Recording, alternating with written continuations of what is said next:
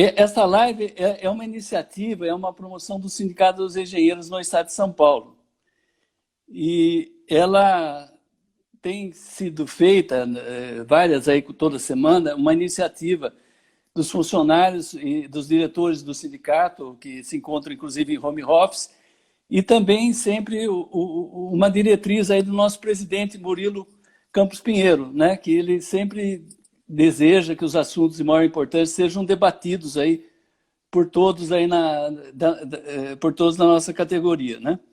Eu sou o Carlos Kirchner, né? Eu sou diretor do Sindicato dos Engenheiros e eu também atuo como consultor de energia.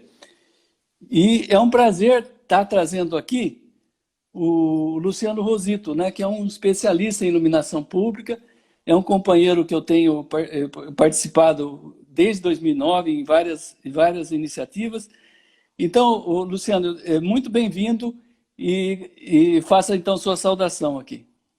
Bom, primeiramente, obrigado pela oportunidade, Sindicato dos Engenheiros, o Kirchner. Como ele falou, a gente já se conhece aí há, se não me engano, 11 anos, né? Eu trabalhava na PUC do Rio Grande do Sul, em Porto Alegre, no Labelo, quando eu recebi um convite do Kirchner para fazer uma palestra no seminário da ASENAG, em Bauru, se não me engano, em 2009, para falar justamente daquela época da transferência dos ativos de iluminação e da metodologia de iluminação pública que a gente estava desenvolvendo. E desde aí a gente vem conversando, encontrando em eventos, fazendo trabalhos juntos, buscando qualificar cada vez mais a iluminação pública no Brasil. Então, obrigado mais uma vez, espero aí que a participação de todos também com perguntas aqui direto, a gente vai procurar, à medida que o pessoal for perguntando, já responder. E começando aí falando então de um pouco do histórico da iluminação pública. Não, perfeito, então. Esse é o nosso tema, né? Tecnologia para garantir a eficiência na iluminação pública. E então a gente deve realmente fazer um retrospecto, né, Luciano? Pois não, pode. Então, a gente vem aí desde a época, estava comentando um pouco, mais de 10 anos atrás, a gente falando de qualificação da iluminação pública, da iniciativa, desde a época da transferência dos ativos da ANEEL para os municípios, da preocupação que se tinha nessa época com a qualificação, com qualificar os municípios para receber essa iluminação e para aplicar a tecnologia. Na época, o LED estava começando. A gente está falando aí de 11, 12 anos atrás, quando estavam se falando do início do LED, do início da aplicação em iluminação pública. Eu me lembro que quando eu ainda trabalhava no laboratório, eu recebia algumas luminárias de LED bem no início. A gente fala aí dos últimos 12 anos, a gente tinha luminárias de LED com 60, 70 lumens por watt. E aí, quando a gente fala de tecnologia, né, na iluminação pública, a gente fala, invariavelmente, vai ter que falar, claro, de LED. Mas a tecnologia não é só a tecnologia LED, é de que maneira aplicar isso na gestão da iluminação pública. Na qualificação do projeto, utilizar o LED, a tecnologia LED, de forma a qualificar o projeto de iluminação pública. Então, de que maneira fazer isso? E aí, recapitulando então um pouco desse histórico, a gente vê a evolução aí nesses últimos anos. Então, desde a evolução, que a gente vai falar um pouco mais adiante, de normas técnicas, os produtos de iluminação e da maneira feita a substituição da iluminação pública atual. Naquela época, a gente falava da substituição das lâmpadas vapor de mercúrio por lâmpada vapor de sódio e vapor metálico. Então, a gente muito falou disso. Eu tive a oportunidade de participar de projetos da Eletrobras, do Reluz, de avaliar como estava sendo a qualidade dos sistemas de iluminação pública que estavam sendo financiados pelo Reluz na época. Então, desde coletar amostras de campo, desde avaliar a tecnologia que estava sendo aplicada e de que maneira se estava conseguindo eficiência energética na iluminação pública. Então, recapitulando aí um pouco disso, o Kirchner acho que também pode comentar bem essa questão da transferência dos ativos, de como foi isso, de como foi a questão das dificuldades dos municípios para assumirem esse serviço e prestarem esse serviço agora cada vez de forma mais eficaz. E no final a gente vai comentar também sobre os processos de PPP, telegestão, tudo que tem acontecido também no segmento de iluminação. Então, né, Luciano, a gente sente ainda uma certa dificuldade para avançar, né? Quer dizer, muita coisa aconteceu nesses últimos anos, né, que tornou-se muito mais acessível a tecnologia LED, mas a gente sente assim algumas barreiras ainda, né? Mas ainda que nós estejamos num ambiente bem complicado, né, com muita a crise toda, o setor de iluminação pública, eu acho que é um setor ainda que está dos melhores, né? Porque abre uma perspectiva aí de se fazer a eficientização em muitos municípios, né? São mais de 80 municípios que a própria Caixa Econômica Federal está se propondo a fazer a modelagem, né? Custear a modelagem. E tem algumas coisas que eu até, se houver tempo, eu vou comentar no final, que é a evolução regulatória da ANEEL, né? Mas, então, o importante é que esse conhecimento técnico da iluminação LED teve uma evolução grande, né? Isso que você pode discorrer um pouco mais. O que ainda antes tinha uma certa insegurança e que hoje não tem mais a insegurança. Hoje já existe um domínio tecnológico muito grande. Sim. A gente viveu aí, eu trabalhei no Labelo, né, de 2006 até 2010, então quando estava começando, a gente recebendo equipamentos de LED para os primeiros testes, e sempre tinha dúvida, né, eu recebia muita ligação e muita dúvida de municípios, mas o LED ele concentra muito a iluminação embaixo do poste e não consegue distribuir bem. A gente teve, eu acho que no primeiro momento do LED, uma dúvida muito grande em relação à distribuição fotométrica, que depois, com a evolução das lentes que foram utilizadas nas luminárias, com a evolução da tecnologia, foi se resolvendo isso. Mas, ao mesmo tempo, a gente também tinha muita dúvida em relação à questão da vida útil. Será que é tudo isso mesmo? Eu ouvia o pessoal dizer, será que vai durar 50 mil horas? Então, ninguém tinha experiência disso aplicado. Aí, em 2010, eu saí do segmento, eu trabalhei uma época no segmento público e depois na universidade, e fui para a iniciativa privada do lado do fornecedor, do fabricante. E aí eu também pude conhecer, nesses últimos praticamente 10 anos, eu comecei em novembro de 2010, trabalhando no fabricante de equipamentos, e aí eu pude conhecer também um pouco de como estava sendo desenvolvida a tecnologia naquela época, como estava sendo aplicada e a perspectiva da aplicação da tecnologia LED nos anos seguintes. Então, eu, de vez em quando, ainda olho as apresentações que eu fiz muitos trabalhos aí junto nessa época com a Eletrobras e depois mesmo nas empresas, fiz muitas palestras no seminário em Juiz de Fora e recentemente eu estava recapitulando um pouco as apresentações e vendo o que a gente apresentava naquela época como as grandes questões em relação à tecnologia LED.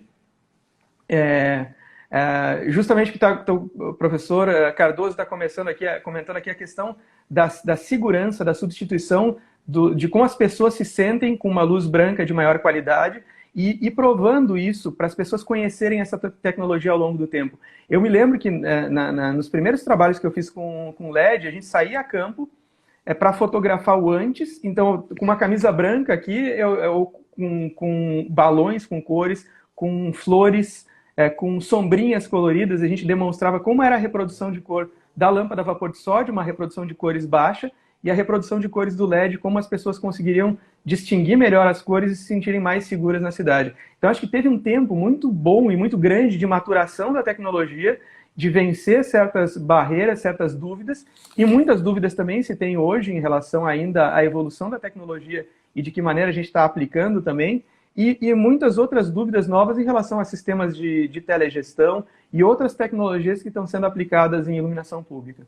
Mas eu vejo essa grande evolução nos últimos 10 anos, só complementando, Kirchner, a questão dessa evolução, né, da gente sair. Hoje a gente praticamente tem o dobro da eficácia e mais do que o dobro, considerando a melhoria da eficácia e a melhoria da qualidade das lentes, da distribuição fotométrica da iluminação. Então, eu lembro bastante quanto importante foi lá a participação da Eletrobras, lá o incentivo que a Eletrobras deu através do Procel, né? E os projetos pilotos até que foram desenvolvidos, né? Eu quero registrar que nosso presidente Murilo Pinheiro está aqui participando com a gente e ele é um grande incentivador sempre dos eventos aí que a gente participou. Né? Agora, Luciano, você poderia, assim, comentar, dentro do LED, quais são assim, as características que são mais desejáveis? Quer dizer, ou seja, qual o aspecto que às vezes deve se constar numa especificação como exigência para se obter mais do LED? Uhum.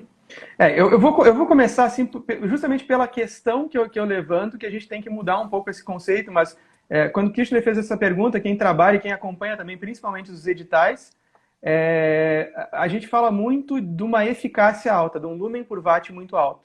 Então a gente vê muitas especificações falando, eu quero 150, 160, 180, e daqui a pouco 200 lumens por watt de uma luminária. É óbvio que assim, é altamente desejável um bom lumen por watt, uma boa eficácia para uma boa especificação. Mas a gente não pode esquecer que não adianta a gente ter um lumen por watt, uma transformação de luz muito alta, com um consumo, com uma potência mais baixa, sem que essa luz seja bem distribuída. Então a gente tem que avaliar os critérios do projeto como um todo, e não somente a eficácia da luminária. Mas respondendo quais são as características desejáveis, além de um bom lumen por watt, eu diria que é o que falta normalmente nos editais, e eu acho que isso já vem sendo aprimorado nos projetos de PPP, é estabelecer uma baixa depreciação do fluxo ao longo do tempo. Então, é isso que eu vejo às vezes faltando nos editais normais de 8666, valorizar mais a questão da depreciação. E eu acho que a Eletrobras também conseguiu, nos editais, numa orientação dos editais do ReLuz, incluir critérios de projetos. Então, não simplesmente especificar o modelo ou uma característica específica do produto luminária, mas do que ela vai ter que atender em relação a um trecho típico, um padrão de via. Então, é justamente essa pergunta aqui que surgiu agora: qual a distância ideal entre postes e a altura das luminárias? Esse é o jogo de projeto. Então, Márcios Vitali, é justamente isso que a gente tem que estabelecer num edital, num projeto privado, numa concorrência ou mesmo numa PPP, sabendo hoje 90% a 95% da iluminação pública está nos postes da distribuidora, que tem altura fixa e tem uma limitação, tem espaçamento fixo e uma limitação na altura. Então a gente tem que justamente saber esse jogo de distanciamento de postes, altura, largura de via, ângulo do braço, calçada, tão importante quanto a via, a calçada, para fazer um bom projeto considerando uma boa fotometria de uma luminária. Então, isso que a gente tem que fazer para conhecer o local onde vai ser instalado, para então garantir a especificação técnica da luminária. E nesses editais, eu digo que o que é uma boa especificação? Uma especificação que leve em conta aonde esse produto, aonde essa luminária vai ser aplicada. Então, que considere tudo isso. E aí, quando a gente vê editais que já tem essa preocupação e colocam um trecho típico para apresentar no projeto, além da concorrência ficar mais justa entre todos os fornecedores que têm intenção de participar, ou os consórcios que querem entrar numa PPP, a gente consegue estabelecer melhores critérios de qualidade da iluminação, além do produto. Então, é muito importante, né, até o pessoal que esteja nos ouvindo, que a abordagem do LED ele é bem diferente daquela abordagem das potências padronizadas do vapor do solda e do multivapores metálicos, né? Então, é importante que o pessoal tenha essa outra forma de raciocínio, né? Outra forma de abordagem, porque, como o Luciano falou, você tem uma luminária que tem uma eficiência luminosa maior que a outra, absolutamente não quer dizer que a mais adequada seja essa, né? Por distribuição fotométrica, tudo, né? Então, eu achei bastante interessante lá a Eletrobras orientando os municípios que foram vencedores lá do ReLuz, né? Como que ele faz a compra disso, né? Então, é importante que as pessoas aprendam essa nova forma de fazer, de você fazer um determinado rua atender a norma da BNT, né? Existe um raciocínio, aí a própria expert lá, né, Juliano Alves, tem orientado lá em relação ao curso do Dialux, que é fundamental para que os municípios tenham isso, né? Isso é o comentário aqui também do professor Cardoso. Não basta trocar a lâmpada antiga pela LED. Um projeto novo bem feito. Deve ser um projeto novo bem feito. Correto, é exatamente isso, né? A gente ainda vê hoje aquela questão, né? É comum, né? A gente procura também simplificar as coisas e pegar as receitas de bolo. Mas a gente ainda vê aquela... Qual o LED que equivale a uma lâmpada a vapor de sódio de 150? Acho que a melhor resposta para muita coisa na vida sempre é depende, né? Depende do espaçamento dos postes, da largura da via, depende da classificação da via. Uma V1, uma V2, uma V3, uma V4, uma V5 vai ter necessidade diferente de iluminação. Então, justamente isso, eu sempre falo muito na questão do projeto atendendo a NBR 5101, que é a norma de projetos de iluminação pública. Então, é isso realmente que vai deixar a iluminação mais eficiente, com melhor custo-benefício e, como também o professor está falando aqui, mais sustentável, né? Eu escrevi esse mês, estava escrevendo, não sei se o pessoal da revista aqui do setor elétrico, que estava numa live agora há pouco também, está assistindo, mas eu estava escrevendo sobre iluminação e sustentabilidade. E tive a oportunidade de assistir também uma palestra do Marcos Santos, professor do IPOG, falando também sobre economia circular. Então, a gente tem que pensar em tudo isso num projeto, desde a especificação da luminária. Talvez uma das coisas que eu tenho pensado muito é se numa PPP também não poderiam ter critérios que valorizassem luminárias que já fossem desenvolvidas pensando no conceito de economia circular. Então, e que os projetos também valorizassem isso, valorizassem o desenvolvimento do produto, a concepção do produto de forma sustentável, a fabricação de forma sustentável, e não dizer só porque a LED é sustentável. Então, acho que esse é o ponto. Então, outra coisa que o LED trouxe, né? Porque enquanto, por exemplo, você tem a lâmpada a vapor de sódio que tem uma determinada temperatura de cor, o LED pode ser fabricado com várias temperaturas de cor, né? Sim. E a gente via muitos editais, por exemplo, exigindo 5.000K, né? Então, uma lâmpada mais branca, ou 4.000, ou 3.000. Luciano, o que você acha em termos da tendência de hoje em relação à temperatura de cor que se adota em iluminação pública? Então, existe a grande tendência, surgiu uma polêmica, uma questão pertinente, mas que acabou gerando uma polêmica há uns anos atrás, da Associação Médica Americana, levantando a questão da interferência da iluminação, do espectro da luz, não só da temperatura de cor, sim, mas que tem a ver com o espectro da própria luz, e de que maneira interfere na saúde das pessoas.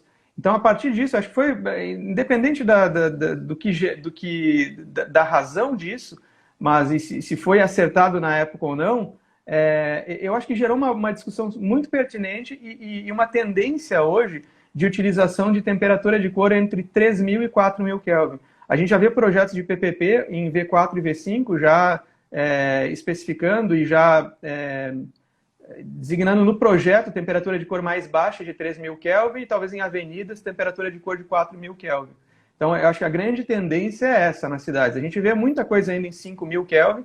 No início do LED era aquela tendência dos 6.500 Kelvin, porque o LED era mais eficiente naquela época com temperatura de cor mais alta, por ter menos camada de fósforo, então ajudava na eficácia do LED. E a gente viu isso diminuindo, e acho que a grande tendência é a temperatura de cor baixar cada vez mais. É o que se diz temperaturas mais quentes, né? Temperatura de cor mais quente. E aproveitando aqui, respondendo a pergunta da Cláudia, em um projeto de substituição mantendo as distâncias do poste existente, é possível exigir os níveis de serviço da NBR 5101? Cláudia, eu diria que sim. Agora, como eu falei, depende. Nem em todos os casos, talvez com a infraestrutura atual que existe hoje, vai ser possível atender. Tem situações que, se a gente tiver... Vou citar um exemplo, mas vamos lá. Se a gente tivesse uma V2 com uma altura de montagem de 6 metros, uma distância de poste de 40 e uma largura de 10, eu diria que a fotometria deveria ser muito boa e causaria um certo ofuscamento para conseguir atender os níveis da NBR 5101. Então, é possível sim, eu acho que cada vez mais existe tecnologia para isso, mas em alguns casos a gente vê uma grande dificuldade. Eu conversei com algumas empresas que fizeram estudos de PPP e na própria concepção do estudo tiveram uma boa dificuldade para conseguir atender os níveis da norma com a infraestrutura que tinha naquela cidade que estava sendo projetada. Luciano, uma questão, né, que foi trazida aí pela portaria 20 do Inmetro é a questão da certificação compulsória, né? Como você atuando bastante ainda na parte industrial, como é que está isso? Como é que está esse é um mecanismo que vai garantir a eficiência da iluminação? O que você entende sobre isso? Então, a gente vinha discutindo a certificação de luminárias públicas desde o ano de 2007 para luminária convencional, lâmpada a vapor de sódio. E a portaria 20, ela foi a ser publicada em 2017, 10 anos depois, já contemplando tecnologia LED e luminárias convencionais também. Então, a gente viu uma discussão muito grande, eu acho que isso criou uma expectativa muito grande em relação à portaria 20, de certa forma, ser responsável por qualificar os equipamentos de iluminação pública. E, na verdade, nem é essa a função da certificação compulsória. Eu acho que o grande ganho que se teve foi, de certa forma, estabelecer os níveis mínimos, mas, por outra maneira, acho que a portaria 20 e a certificação da maneira como ela foi feita, isso não é uma crítica à certificação, é um processo contínuo de aprendizagem, mas ela acabou, de certa forma, engessando um pouco a tecnologia, criando algumas dificuldades. E o grande ponto da portaria 20, até então, até os últimos 2 anos, é que ela não foi publicada em 2017 e teve 3 portarias complementares para alguns esclarecimentos, postergar prazo e algumas outras questões, mas não se teve uma revisão técnica da portaria 20 e, pelo jeito, também não vai se ter. Porque no último 1 ano e meio a gente tem a informação que é muito possível que se desenvolva um novo modelo regulatório no Inmetro que vai atender para uma autodeclaração ou para uma certificação voluntária com requisitos obrigatórios de segurança, mas que responsabilize mais o fornecedor e não crie uma especificação ou uma portaria tão prescritiva nos detalhes, mas que deixe o mercado mais aberto, mas que tenha uma responsabilização maior, que eu acho que é o grande ponto que não se tem hoje na portaria 20, que é a fiscalização e a aplicação de penalidades quando do descumprimento da portaria 20. Tem todas essas questões que estão travando um pouco essa parte, né? Apesar de ser uma evolução. Sim. O Luciano, você trabalhou muito com a questão da norma técnica, né? Aliás, eu fui uma vez convidado por você e participei de uma reunião da Câmara Técnica lá da BNT, né? Que era coordenado por você na época. Sobre a norma de projeto, como fazer projetos mais eficientes? O que você tem a dizer sobre isso? A 5.101. A 5101. A questão da 5101, ela está em processo de revisão, já deve estar fechando 2 anos. A publicação, a gente revisou ela de 2008 até 2012, e publicou ela, finalizou em 2011 e publicou em 2012, e entrou em processo de revisão agora a norma de 2012, que teve umas atualizações em 2018, e entrou em processo de revisão e está na fase final. Eu tenho acompanhado aí o excelente trabalho aí que a Asbai e o Éder têm feito na coordenação agora dos trabalhos de revisão e os grupos que vêm trabalhando também. É um grupo que além da gente ajudar e de contribuir com a revisão da norma, a gente tem uma experiência de conviver com diversos profissionais de segmento e com muito conhecimento de iluminação. Eu, quando comecei a trabalhar com isso, as primeiras reuniões que eu participei da BNT, que eu comecei a trabalhar, que eu morava em Porto Alegre ainda, e vinha participar em São Paulo das reuniões, era muito por isso, para trazer esse conhecimento e compartilhar com a cidade.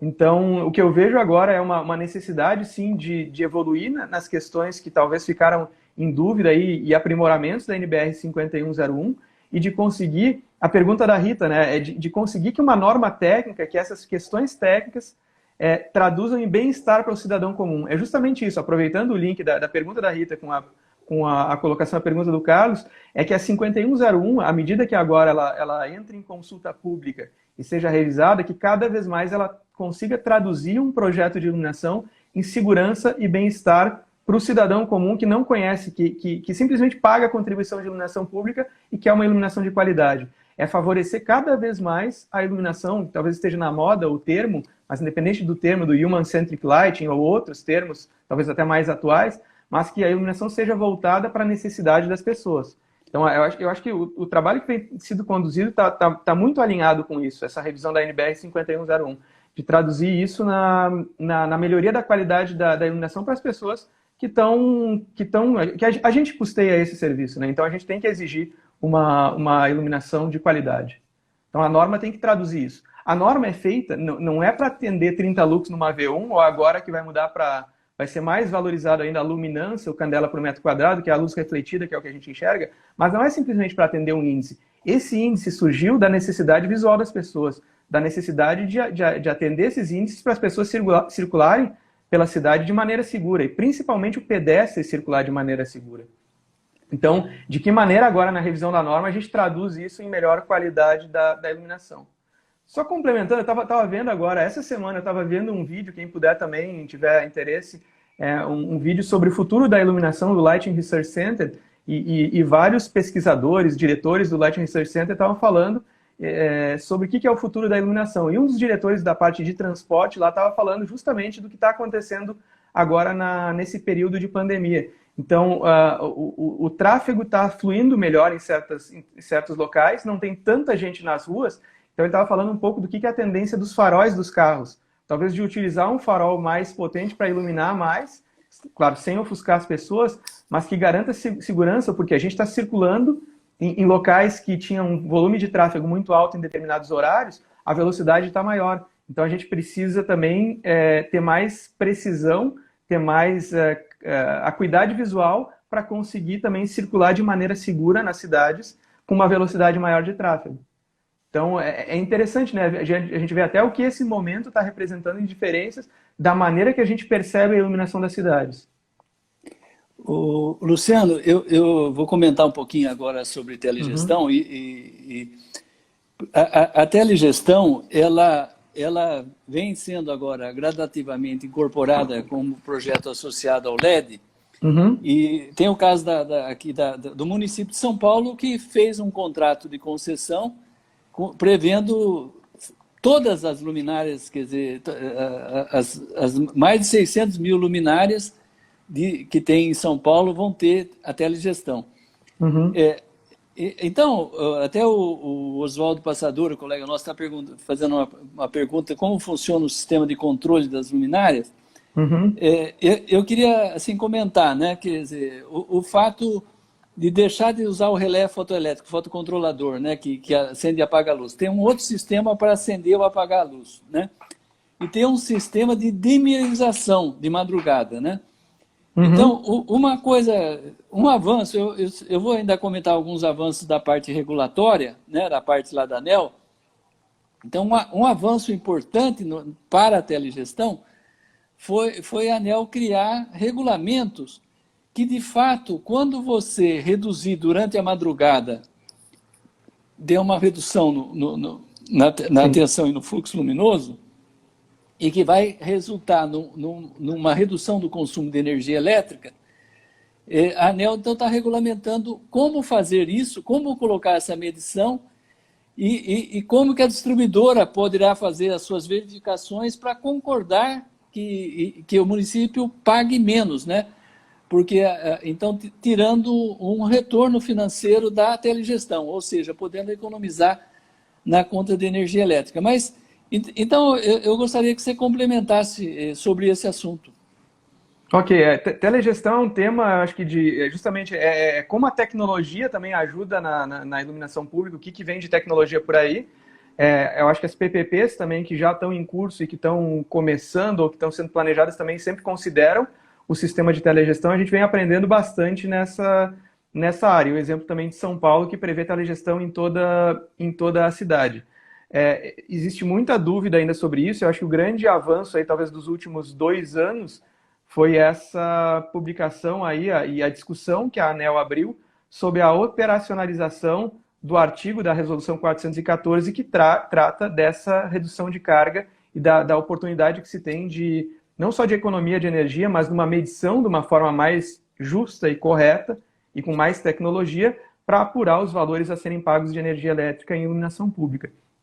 Então, eu acho que a gente está num bom caminho. Eu tive a oportunidade também de apresentar e de fazer uma palestra que tratou também desse tema no fórum que teve em novembro do ano passado da ABCIP, da Associação Brasileira das Concessionárias de Iluminação Pública, e onde o principal tema de discussão foi esse, desde apresentações dos fabricantes de telegestão, a visão da ANEEL também, a visão da Bilux, que eu fui falar, a visão da indústria sobre esse tema, e de que maneira a gente aplica cada vez mais o sistema de telegestão, de tecnologia, nas luminárias e na iluminação pública, de uma forma a garantir também qualidade e segurança para as pessoas.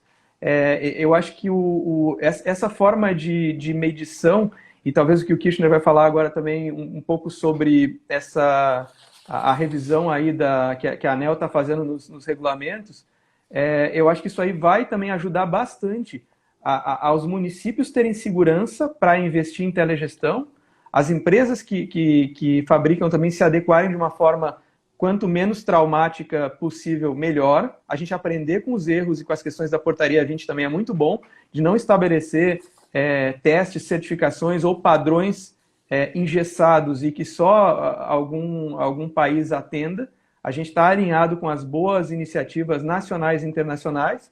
Estabelecer, eu acho que o que falta nesse segmento, eu converso com diversos fabricantes de telegestão, e tem um deles que fala isso de uma forma muito clara, os fabricantes de telegestão tecnicamente sentarem e estabelecerem um padrão, não no sentido de estabelecer um padrão único, mas de estabelecer um padrão onde em determinadas camadas cada um atenda às especificações, mas que os equipamentos de telegestão sejam interoperáveis e intercambiáveis. Eu acho que isso vai dar mais segurança. E recentemente eu estive conversando também com outro fabricante que tem interesse em desenvolver um sistema de telegestão, ele estava me perguntando, mas para que lado eu vou? E aí, como eu vou dizer para que lado hoje alguém que está pensando em desenvolver um sistema de telegestão vai? O que existe de tecnologia, o que vai acontecer talvez com evolução de tecnologia, 5G e outras coisas que vêm por aí, e outros padrões de comunicação, é um belo desafio. Estabelecer algum tipo de padrão ou de tecnologia para desenvolver um sistema novo. Kirchner, eu vou pedir aqui para a gente responder algumas perguntas que eu sei que ficaram aqui. Eu vou tentar responder rapidamente, antes da gente seguir, para não deixar passar nenhuma aqui. Tem o último aí, o Fábio, que está perguntando sobre o uso de energia solar na iluminação pública, né? Sim. Eu sempre comento o seguinte, né?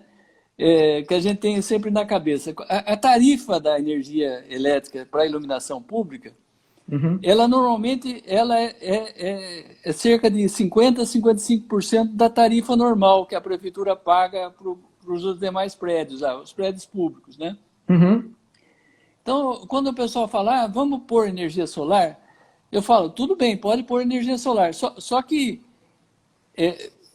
primeiro você substitui aonde a tarifa é mais caro, né? Porque tudo que você investe e você tem um retorno, quando você paga, você derruba uma conta com a tarifa, seja praticamente o dobro, ela é maior. Não sei se você tem alguma coisa a complementar sobre isso.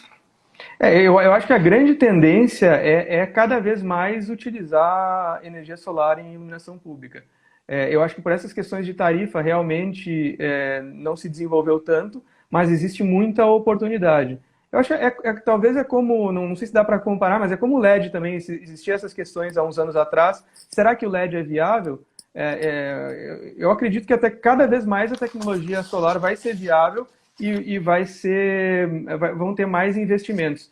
Desde o residencial até criar fazendas solares onde iluminação também entra isso, desde uma rodovia, e disso está, por exemplo, num plano de concessão de uma rodovia, que venha a surgir, que pode acontecer, e considerar também o investimento, a possibilidade de investimento em geração solar. Respondendo aqui só duas perguntas que ficaram antes, para não deixar, o Marcelo pergunta aqui a questão do aterramento, o padrão de aterramento das luminárias. As luminárias hoje, pela 60598 por norma, então ela deve ser, e pela NBR 15129, ela deve ter no mínimo classe 1, então ela deve ter a previsão para aterramento. A grande questão é o padrão aí da distribuidora e compatibilizar que a luminária seja segura. O aterramento, a luminária não precisa de aterramento, a luminária LED não precisa de aterramento para funcionar. E vocês podem conversar, recomendo que quem tem mais dúvidas técnicas e queira aprofundar, recomendo conversar com os fabricantes do DPS, que vão dizer justamente pela experiência que eles têm de retorno de campo dos equipamentos, o que acontece se tem o aterramento e se não tem. Agora, por questão, a NBR 5410 está sendo revisada, e iluminação pública vai fazer parte da 5410. Então, o aterramento não é para fazer a luminária LED funcionar bem. O grande ponto do aterramento é para garantir a segurança do operador. Então, e a Cláudia pergunta aqui se todas as tecnologias LEDs atendem a portaria 20. Eu diria que não. Eu acho que não só pela tecnologia. Muitas tecnologias podem atender. Mas o importante é que a portaria 20, um bom ponto é que ela não limita nenhuma tecnologia LED. Se cumprir com os índices da portaria, ok, a luminária pode ser certificada. Não é porque a luminária é certificada que ela é top de linha ou que ela tem a mais alta especificação, é o mínimo. Mas a tecnologia, pode surgir uma outra tecnologia de LED daqui mais adiante, ou as que já existem, que podem ser utilizadas, empregadas nas luminárias e atenderem a portaria 20. Aterramento, luminária, rede pública versus garantia, né? A pergunta aqui, eu acho que eu já respondi isso. Depende, aí vai muito de fabricante. Tem fabricantes que podem dizer que se não tiver aterrado, perde a garantia, e tem outros fabricantes que vão dizer que não perde a garantia se não tiver aterramento. Aí vai muito do fabricante. Agora, tecnicamente, não existe motivo hoje para dizer que uma luminária não funciona sem o aterramento. Ela deve estar previsto o aterramento e o correto é aterrar. Mas não é porque ela não está aterrada que a luminária vai falhar. A Débora pergunta aqui qual a visão da indústria para o segundo semestre referente à iluminação pública. Boa pergunta, Débora. Gostaria de saber também e ter uma resposta precisa aqui, mas se alguém quiser comentar também, acho que seria interessante. A gente vem conversando muito isso, acho que a iluminação pública não sofreu tanto quanto outros setores, pela questão do serviço essencial e pela questão de garantir também a segurança tanto das indústrias quanto dos operadores de iluminação. A gente espera, também é uma tendência em ano eleitoral ser um ano com mais projetos e mais iniciativas de iluminação pública, mas a gente não sabe muito bem o que vai acontecer. O que a gente vem vendo é que, pelo menos o que eu sinto nas últimas 4, 6 semanas, que deu não estava tão parado quanto teve em março e abril.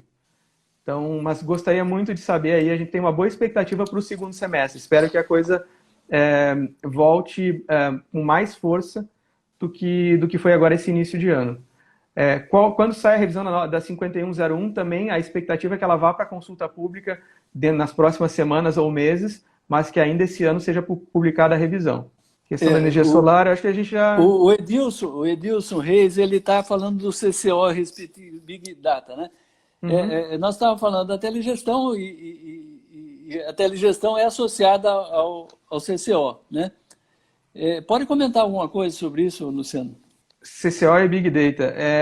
Eu acho que esse tipo de telegestão e da central de controle está sendo muito aplicada ou em cidades maiores ou em cidades que estão implantando o processo de PPP, e no próprio caderno de encargos também já está prevista essa questão de implantar um CCO. Eu acho, Edilson, eu estava conversando ontem mesmo com uma pessoa sobre isso. Eu acho que a grande tendência é justamente utilizar essa inteligência, é utilizar dados analíticos, é utilizar a informação de concentração de pessoas para controlar os níveis de iluminação, é aquilo que chama mapa de calor da cidade, é saber aonde as pessoas estão ocupando a cidade, é o que está sendo usado para saber agora os níveis de isolamento social, mas é usar esses dados também para melhoria e para extrair informações para ser utilizado na iluminação pública. Então, no início da telegestão se falava muito, se derrubar um poste, eu vou saber que aquele poste caiu, ou se teve uma falha. Eu acho que a gente tem que ir além disso, né? Eu já tive contato também com empresas que são especializadas nesse tipo de informação, em levantar esse tipo de informação para que possa ser utilizada para melhoria e para qualificação da iluminação pública.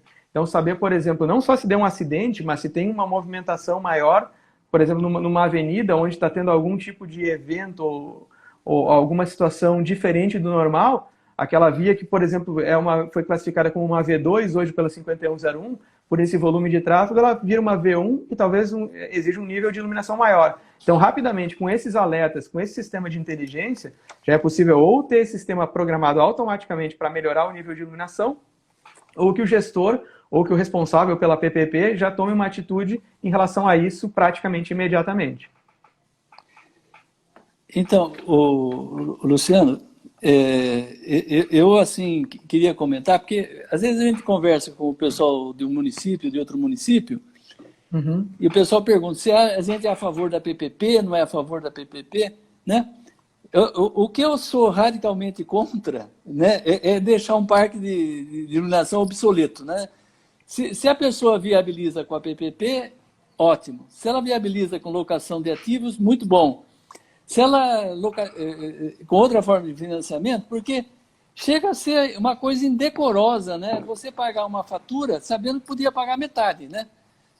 Podia pagar metade. É uma coisa indecorosa. Agora, a gente não pode ser contra qualquer mecanismo que viabilize essa modernização, né? Então, o que eu queria comentar é que está tendo, no governo atual, uma certa mobilização em favor da iluminação pública, né? Isso se observa lá em programas do Ministério do Desenvolvimento e no Ministério da Economia, né?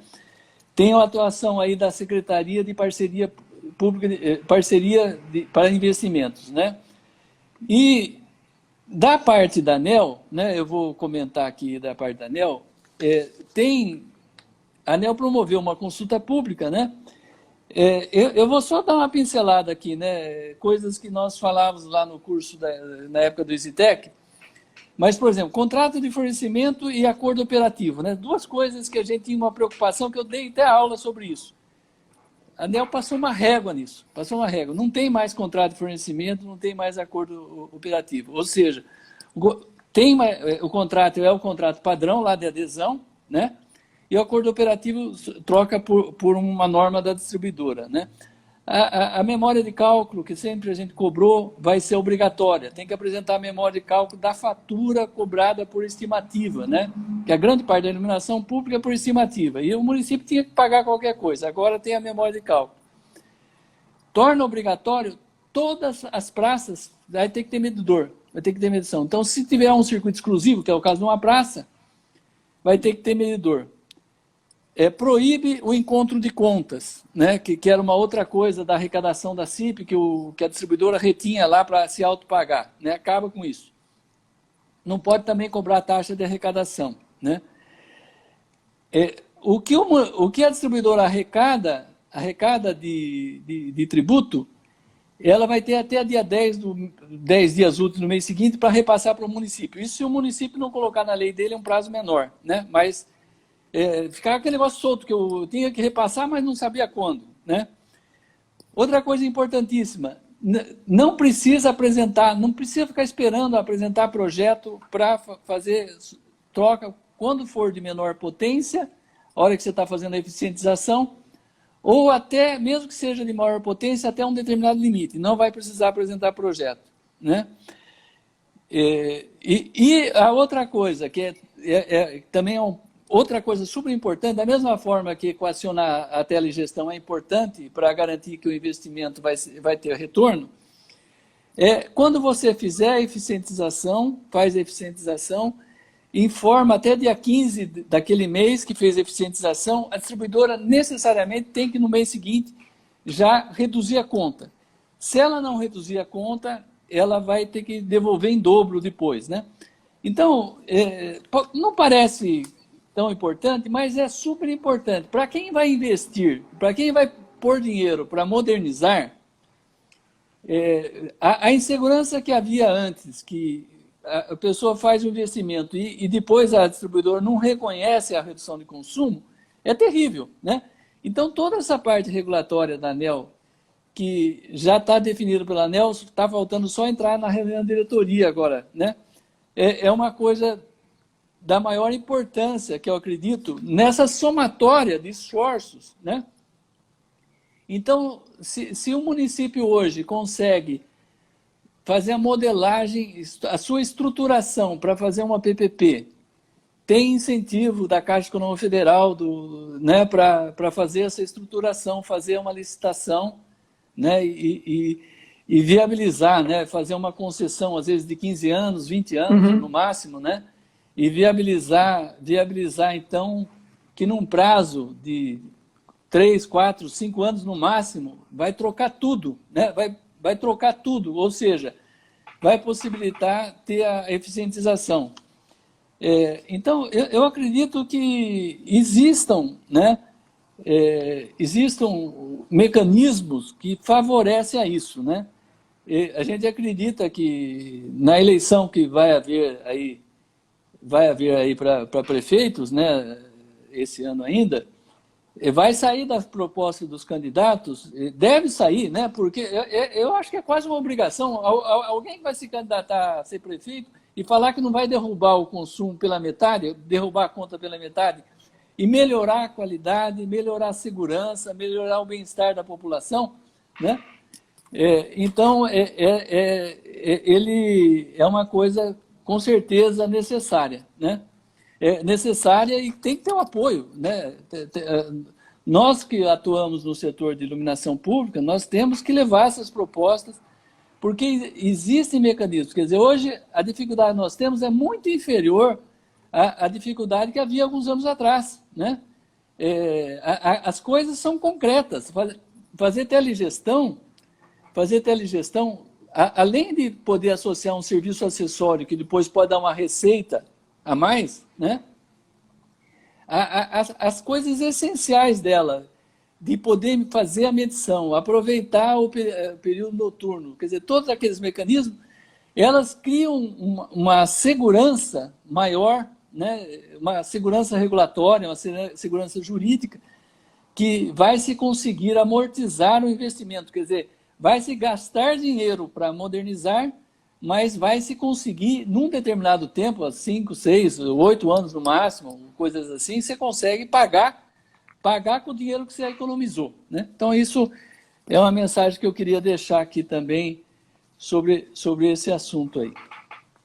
Eu acho também que quem tiver depois interesse em acompanhar mais isso, né? Acho que é interessante estar acompanhando, porque ainda vai para a votação, ainda vai depois publicado, ainda tem um tempo de adaptação, mas essas questões, o que eu tenho percebido é justamente o aumento do nível técnico nesse tipo de discussão, que eu acho que há uns anos atrás não era possível, ou também teve um período muito conturbado da publicação da portaria 414 até acertar as questões de iluminação pública, a transferência dos ativos, e agora, com esse amadurecimento das próprias prefeituras na gestão da iluminação, a gente já vê aí excelentes iniciativas, seja em PPP, em projetos de eficiência, em projetos com recurso próprio, que vem justamente isso, é modernizar a iluminação, é uma despesa hoje que é alta, que pode ser utilizado em outros recursos, pode ser utilizado para investir em saúde, por exemplo.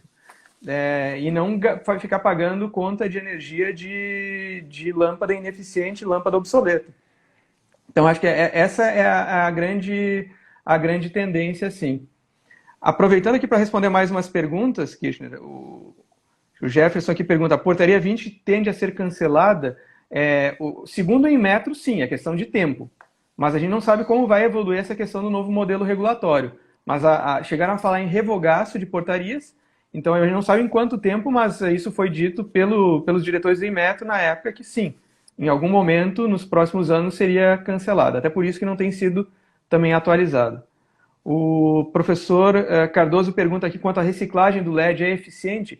Eu vou confessar que eu não sou expert no assunto de reciclagem, venho procurando aprender sobre isso. E num seminário, no ano passado, em outubro do ano passado, no CEPEL, eu assisti um trabalho muito interessante sobre esse tema. Se não me engano, o pessoal do IPT, e acho que o professor Sanches também fala muito sobre esse tema, e que acho que eles teriam mais propriedade para falar em detalhes sobre isso. Mas sim, a gente tem que justamente pensar nisso. Depois de 10, 13 ou 15 anos de utilização do LED, o que a gente faz? Com aquele corpo de alumínio, com a placa de circuito impresso, com o próprio LED, com as lentes de material plástico. Então, é justamente isso que eu vejo que a gente deveria ter preocupação, e foi uma das sugestões que a gente deu quando participa dos fóruns com Caixa, BNDES, EFC, de descomoditizar um pouco o que está acontecendo com as PPPs, de só falar de troca por LED e realmente começar a aplicar esses conceitos numa parceria público-privada. Não só nisso, né? Isso pode ser aplicado de qualquer maneira, mas sim, levar em conta essa questão da economia circular, da reciclagem, da sustentabilidade. É perfeito. O Edilson Reis, aí, nosso colega aí do Sindicato de Engenheiros, ele está colocando para estruturar políticas, né, de iluminação pública porque o sindicato ele sempre faz esse trabalho de propostas, né, da engenharia para todos os candidatos, né, nas diversas cidades, quer dizer, ele faz propostas que são consideradas de engenharia. Eu acredito perfeitamente, dá para estruturar realmente propostas, né, para que os candidatos, para todos os candidatos, né, para que eles possam estar se comprometendo a fazer durante sua... O importante é que levam um certo tempo as coisas, né, estruturação, tudo, quer dizer, é muito importante que essas coisas se iniciem de imediato, já no início do governo, né, para ter certeza que vai ser implementada durante a... Mas é isso, né? Então, até um exemplo, teve uma pergunta anterior aí também, o Luciano, que falam de um projeto bem sucedido, né? Hoje no Brasil, não sei se você concorda comigo, o projeto que tem sido reconhecido como, que está mais implementado, que é mais reconhecido como adequado, é o de Belo Horizonte, né? Não sei se você tem alguma coisa a falar sobre isso, né? Ele é um projeto eu ia responder essa que... pergunta justamente uma excelente PPP. Eu acho que a gente tem excelentes exemplos, independente do ano que foi implantado, e excelentes exemplos de projetos que vêm sendo construídos nos últimos tempos também. Como o Kirchner citou, claro, o que a gente conhece, em maior avanço, em maior quantidade de pontos, até hoje tinha sido o projeto de Belo Horizonte, e agora São Paulo evoluindo, claro que a quantidade de pontos é maior, então tende a ser a maior quantidade depois de ultrapassando o número de pontos de Belo Horizonte nos próximos meses, anos. Então, eu não vou citar, assim, porque eu acho que a gente poderia citar vários bons pontos dessas PPPs que a gente citou e de outras. O que eu vejo, assim, é a possibilidade de evolução desses processos, que eu acho que já estão num nível muito bom, e a possibilidade de evolução dos próximos projetos que já estão aí em fase de implantação. Então, acho que uma grande tendência aí é cada vez mais ter projetos de qualidade. Bom, perfeito. Olha, nós estamos já caminhando aí para a finalização, né? Eu acredito que a gente possa... alguma pergunta ainda mais que ficou para trás, Luciano? Mas se não tiver, a gente Estou vendo aqui que tem vai... algumas que eu acho que pelo tempo a gente não vai conseguir responder, mas só o Sanches aqui também já comentou, né, sobre o trabalho aí, mitigar os impactos do tratamento dos LEDs. A Cláudia aqui comenta da portaria 20. Não temos uma NBR ainda para luminária LED na IP, né? A NBR 15129 para luminárias, ela não é específica para LED, mas é aplicável, é a norma base para a portaria 20. Então, a gente tem a portaria 20, mas pode aplicar essa norma. E quem eu não conseguir, Kirchner, eu vou pedir aí licença só para quem a gente não conseguir responder alguma pergunta, ou se quiser coloque em contato aqui sobre algum tema que foi falado também, que a gente possa aprofundar. Eu vou inverter aqui a câmera e deixar também aqui, depois quem quiser anotar meus contatos, e-mail e telefone, para depois aprofundar algum tema, ou tiver alguma dúvida. Então, deixo aqui meus contatos. Não, perfeito, então, Luciano. Eu vou caminhando, então, para o encerramento. Primeiro, olha, queria agradecer você que é um parceiro meu aí de todas as horas, né? E eu acredito sua boa vontade, sua disposição é sempre muito grande, né? Eu queria agradecer também a participação de todos, né? E informar que o Sindicato dos Engenheiros ele vai continuar fazendo essas lives, né? Ele tem tido uma live aí toda semana e tem feito outros eventos de relevância, né? Então, eu queria agradecer a todos e que a gente possa estar juntos novamente em próximos eventos. Obrigado. O Luciano, obrigado, Kirchner. Obrigado. Desculpa se eu não consegui responder alguém, quem depois quiser entrar em contato. Espero também ver todo mundo aí nas próximas, a gente fazer outros eventos também de iluminação. Obrigado. Ótimo, então. Um abraço a todos aí.